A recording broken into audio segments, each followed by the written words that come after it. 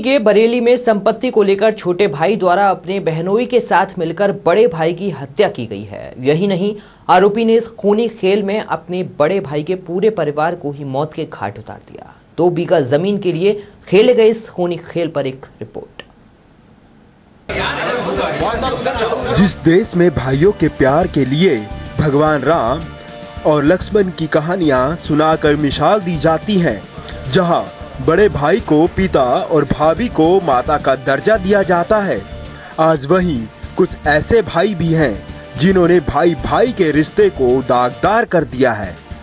रिश्तों की डोर को तोड़ने वाला ऐसा ही एक मामला बरेली हाफिजगंज में सामने आया है, जहां छोटे भाई ने बड़े भाई के पूरे परिवार को ही मौत की नींद सुला दिया। तस्वीर में आप जिस शख्स को खड़े देख रहे हैं, इसी बेरहम छोटे भाई ने अपने बहनोई के साथ मिलकर अपने बड़े भाई के हंसते खेलते परिवार को ही उजाड़ दिया, जिसके बाद दोनों आरोपी फरार हो गए।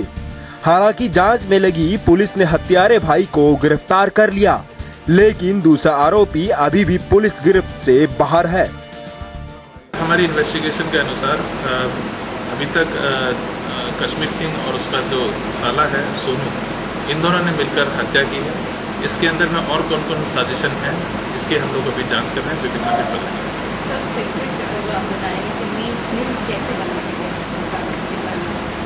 इसके अंदर में जो हमें मेन जो लीड मिली है, वो उसकी डिक्की के अंदर में एक सिगरेट के 2 कैप्स्टन के 2 पैकेट्स हम लोगों को मिले थे। आइए अब आपको बताते हैं कि आखिर क्यों भाई भाई का ही दुश्मन बन बैठा। दरअसल हाफिजगंज के रहने वाले सुच्चा सिंह और कश्मीर सिंह दोनों भाइयों के पास 2 बीघा जमीन थी और इस जमीन के टुकड़े के लिए दोनों भाइयों के बीच काफी समय से खींचतान भी चल रहा था। इसी रंजिश के चलते छोटे भाई ने अपने ही बड़े भाई के पूरे परिवार को मौत के घाट उतार दिया, लेकिन हत्या करने के बाद भी छोटे भाई पर कोई असर नहीं पड़ा और वो अपने इस घिनौने अपराध के लिए दलील देने से भी बाज नहीं आया। मैं काम करता था बाहर, मैं नासिक में था। ये एक दिन मेरे घर में घुस गया था।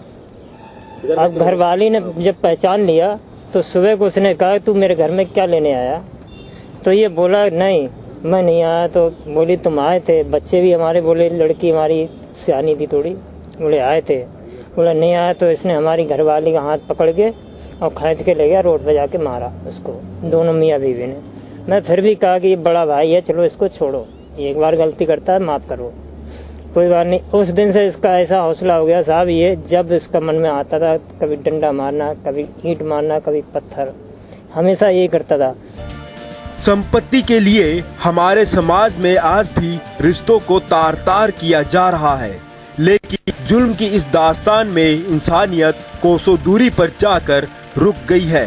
हालांकि इस तरह के मामले आए दिन सामने आते रहते हैं, लेकिन ऐसे मामले रुकने की बजाय आए दिन बढ़ते जा रहे हैं। अजय शर्मा के साथ उस्मान सिद्दीकी, ब्यूरो रिपोर्ट, बरेली। लखनऊ